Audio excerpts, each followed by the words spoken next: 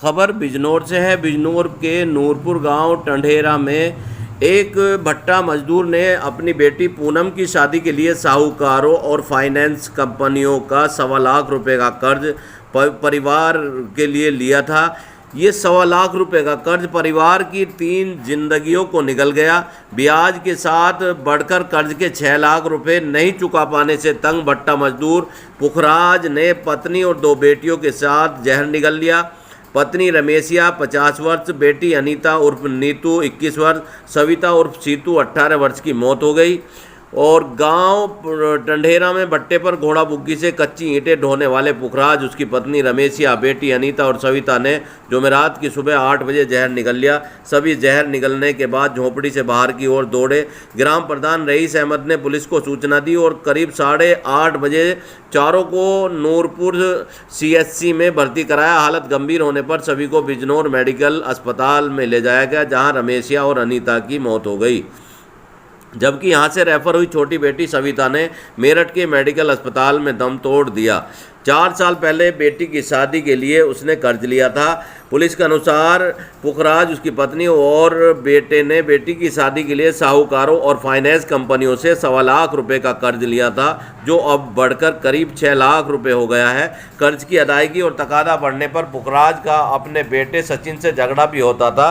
25 जून को उसे मासिक किस्त देनी थी, जिसके लिए वे पैसे नहीं जुटा पाया और इसलिए उसने आखिरकार जब कोई रास्ता नज़र नहीं आया तो आत्महत्या कर ली। साहूकारों और फाइनेंस कंपनियों का ये जाल आज इस तरह से फैल चुका है कि गरीब मजदूर और छोटे जो लघु काम करने वाले हैं, ख़ासतौर से महिलाओं को अपने चंगुल में फंसा लेते हैं और समय पर किस्त ना अदा करने पर उन पर जुर्माना लगाया जाता है। और नियम भी इतने सख्त हैं और इन्हें किसी की कोई परवाह नहीं है, जैसे कि अंग्रेजी ज़माने का कानून चल रहा हो। एक लोकतांत्रिक देश में इस तरह से एक फाइनेंशियल एक वित्त व्यवस्था ऐसी चल रही है कि साहूकारों ने गरीब लोगों को अपने चंगुल में फंसा लिया है और सरकार की जो एजेंसियां हैं वो इस ओर से आंख मूंदे हुए हैं। गांव टंडेरा निवासी पुखराज की विवाहित बेटी पूनम की तहरीर पर केस दर्ज किया गया है, जिसमें गांव टंडेरा के रहने वाले सेठा गुड्डू उर्फ रामअवतार, रमेश का लड़का बिंदर और गांव बीरबलपुर उर्फ बूढ़पुर निवासी गण प्रदीप, नरदेव, मूलचंद, रजनीश उर्फ लालू, सतीश तथा लोन देने वाली चांदपुर व नूरपुर की फाइनेंस कंपनियों को आरोपी बनाया गया है।